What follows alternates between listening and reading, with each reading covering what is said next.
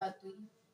दूसरी बात, इसका विनेगर जैसा टेस्ट होता है ना, विनेगर की जैसे स्मेल आती है, वैसे ही विनेगर में ये एक तरीके से आपको इसकी प्रेजेंस दिखाई देगी, या कह लो कि ये एज अ विनेगर, जहाँ पर ये प्रेजेंट है विनेगर, उसमें इसकी प्रेजेंस एसिटिक एसिड की होती है। तो आप उसकी स्मेल लेके देखिए, आपको समझ में आ जाएगा कि एसिटिक एसिड की क्या एक तरीके से फ्रेगनेंस होती है, क्या उसकी प्रॉपर्टीज होती है। ये बात हमें बताई गई है, ठीक है।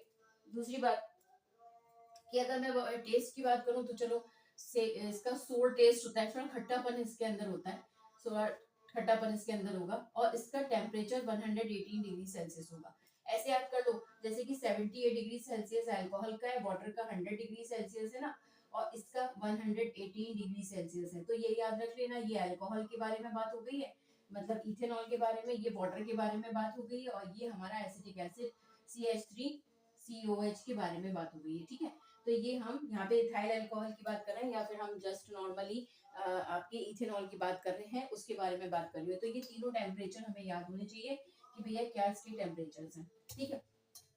अब होता क्या है कि जब कभी भी एसिटिक एसिड एक तरीके से अपने आप को कूल करता है, मतलब जब ये कूलिंग स्टेज पे आता है, जब कूल होता है ना, तो ये अपने आप को एक ग्लेशियर्स लाइक स्ट्रक्चर में कन्वर्ट करता है, बहुत ही एक आपको बर्फनुमा दिखाई देगा। जब इसको आप बिल्कुल कूल करोगे, तो ये ग्लेशियर लाइक स्ट्रक्चर में चला जाएगा, बहुत ही छोटे छोटे ग्लेशियर्स टाइप के बन जाएंगे जब ये प्योर स्टेट में होगा।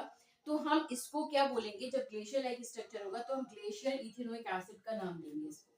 तो हम इसे क्या देते हैं, ग्लेशियर इथेनोइक एसिड। यही मैं बताना चाह रही थी कि जब ये प्योर स्टेट में होता है ना, तो यहाँ पर ये बिल्कुल कूल करा दो आप उसको, तो ग्लेशियर स्टेट में चला जाएगा। और ग्लेशियर ग्लेशियर कैसे होते हैं, बिल्कुल साफ एकदम व्हाइट कलर के और सॉलिडिफाई होते हैं, तो वैसे ही आपको उसका स्ट्रक्चर दिखाई देगा, लेकिन कंडीशन ये है कि ये प्योर होना चाहिए, ठीक है।